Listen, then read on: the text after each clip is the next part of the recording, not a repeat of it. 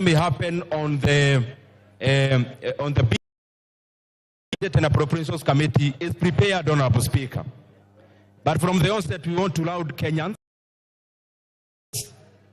This country belongs to Kenyans, and when they express themselves, they are what the Constitution provides. I also want to laud all the Kenyan leaders, our side of government and the other side, Honorable Speaker, because we are all geared to the welfare of the Kenyans. Honorable Speaker, I have since, and I want members to, if possible, they can, as we debate. I have since received a letter and communication from the addressed to the clerk of the National Assembly, but I am budget. And Honorable Speaker, the Treasury is looking in all scenarios. Scenario number 1 passes only with the amendments from the Finance Committee. Scenario number 2, the bill, the MPs in their wisdom decide that we shelve it. And Honorable Speaker, the score remains that we pass the bill as proposed by the Honorable Kimani Kuria and the committee, passes as it is, Honorable Speaker, as we did last week. However, for members to note that in case there is a downfall in terms of the revenues, 200 billion that was to be raised in the finance bill, Honorable Speaker, then especially in the budget committee is also prepared for that scenario. Speaker for the National Treasury from the proposals, and I wish that I read some of them.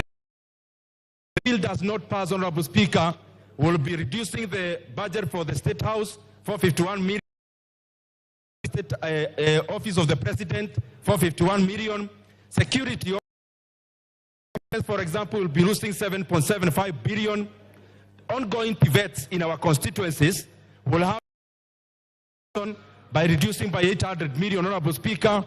Higher Education Loans Board will be losing.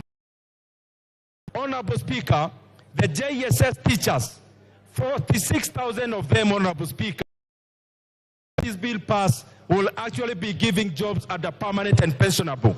And Honorable Speaker,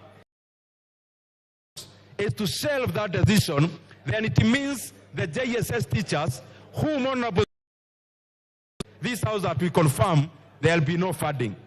NGCDF will be reducing by 50, which is 50 million per constituency, Honorable Speaker.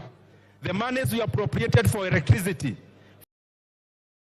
constituency, Honorable Speaker, by again not giving the National Treasury more revenue-raising measures, the 50 million per constituency will be disappearing today, Honorable Speaker. Will be cut 1 billion, Honorable Speaker, if there is no funding, Honorable Speaker, through the is this. This letter is public information. It can be shared to the members of Parliament. This, as the chairman of budget, that if it's possible, the House Business Committee can bill this afternoon, that the decision that we take in the finance bill, we can also cascade the creating the proposed cuts in the appropriation bill so that we can finish the Honorable Speaker.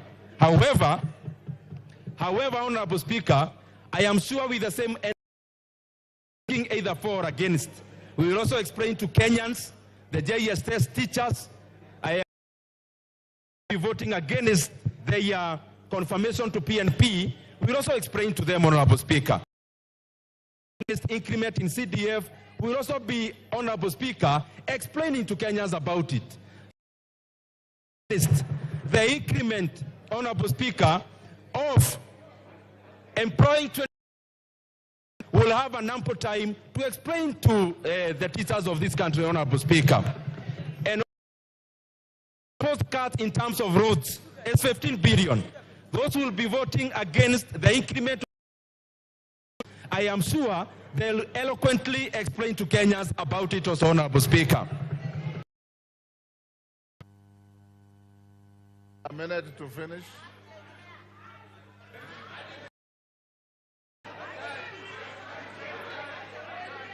Order. Order. Order, honorable members. Order. Give him 3 minutes and wind up. Honorable Speaker, these are the proposed cuts in case there is no as proposed by Honorable Kimani Kuria. Honorable Speaker, number one, as I said, I want to be clear. State House has been cut money 500 million, Office of the President another 500 million, like defense is 7.75 billion cuts. Honorable Speaker, the same. We have already just that the 46,000 of them will be employed on permanent and pensionable.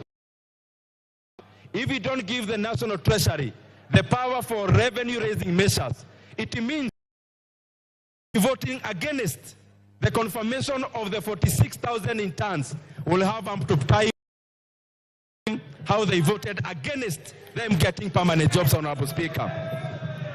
Honorable in NGCDF is 15 billion shillings. That is a small figure, Honorable Speaker. Members are saying 50 million is not much. In Kiharo, it's a lot of money, Honorable Speaker, that he cut 50 million shillings starting July. GAF, we just added them $500 million. Honorable Speaker, the proposal is to reverse billion and also to reduce further by an extra 1 billion, Honorable Speaker. The monies we appropriate 50 million per constituency, Honorable Speaker. I hope those who will be voting against this will have time to explain to Kenyans why they are voting against electricity. Honorable Speaker, there is a proposed reduction. Order. I know you differently. Order. Order. Order, honorable members on both sides. Order, honorable members on both sides of the House. In the tradition of Parliament, if you approve of something, you thumb your feet. Don't wail and shout as if you are in a rally. This is not a rally. This is Parliament. Ndindi, can you wind up?